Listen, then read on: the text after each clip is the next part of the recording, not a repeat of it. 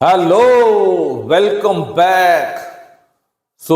Last video में मैंने आपको बताया था कि जो मेरा नेक्स्ट टॉपिक होगा, जो मेरी नेक्स्ट वीडियो होगी, डेट इज आर्टिफिशियल इंटेलिजेंसी। तो आज इसके ऊपर मैं चर्चा करने जा रहा हूं। कोई ज़्यादा डिटेल में नहीं है, थोड़े बहुत ही यहाँ पर लिमिटेड एरिया ही मैंने यहाँ पर लिया है।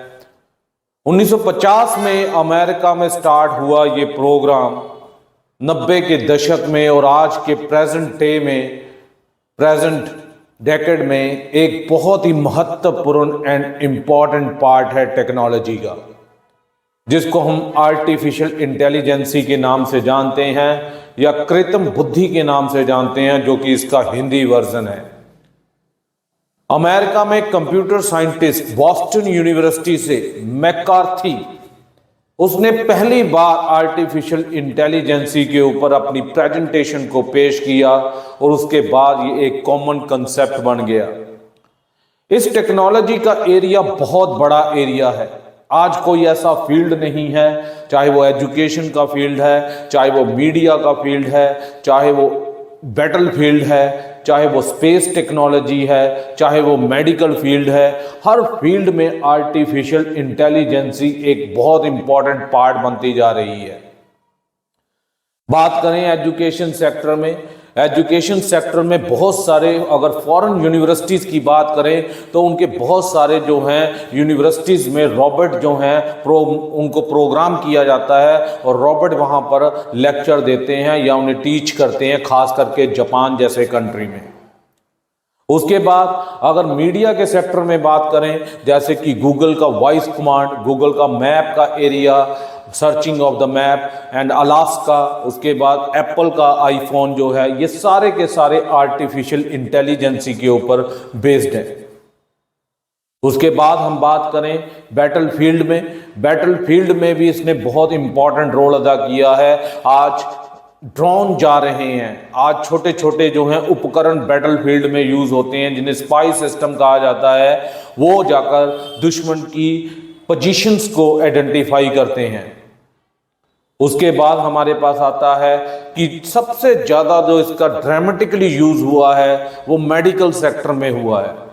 चाहे छोटा हमने सर्जरी करवानी है, कोई आंख का ऑपरेशन करवाना है, कोई इंटरनल इंजरी को हमने दूर करना है, वो सारा आर्टिफिशियल इंटेलिजेंसी के द्वारा ही किया जाता है। डॉक्टर्स के काम को यहाँ पर उन्होंने आसान कर दिया है। उसके बाद हम बात करें कि आर्टिफिशियल इंटेलिजेंसी जो है, इसका स्कोप बहुत बड़ा है। इसमें डाटे को कलेक्ट कर रखा जाता है, फिर डाटे को सिस्टम में डाला जाता है और इंसान के वो काम जो इंसान तो करना चाहता है लेकिन वो मजबूरी की वजह से नहीं कर पाता, वो आर्टिफिशियल इंटेलिजेंसी करती है। ये बेसिकली डाटा की कलेक्शन है, डाटा का एकत्रित करना है। ये भारत में बहुत सारी मल्टीनेशनल कंपनीज हैं जो आईटी सेक्टर में जानी जाती हैं, जैसे इन्फोसिस, टीसीएस, टेक महिंद्रा।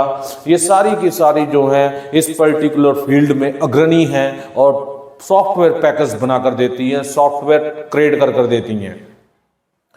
उसके बाद हमारे पास यहां पर आता है कि बहुत सारे लोग जो हैं इस बात से को क्रिटिसाइज करते हैं कि आर्टिफिशियल इंटेलिजेंसी से बेरोजगारी बढ़ेगी।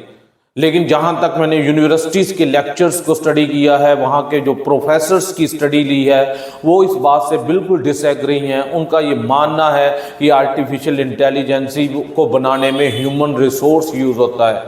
अगर वो मशीन पर्टिकुलर ख़राब होती है तो उसको ठीक करने में भी इंसान का रोल आता है।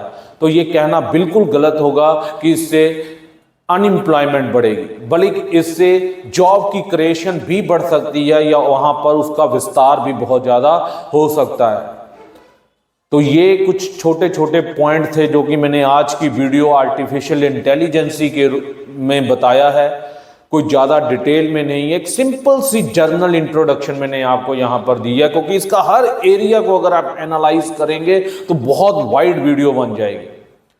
नेक्स्ट वीडियो जो होगी मेरी वो टेनिस के ऊपर होगी, टेनिस के ग्रैंड स्लैम्स के ऊपर होगी, जिसमें विंबलडन आता है, फ्रेंच ओपन आता है, यूएस ओपन आता है, ऑस्ट्रेलियन ओपन आता है।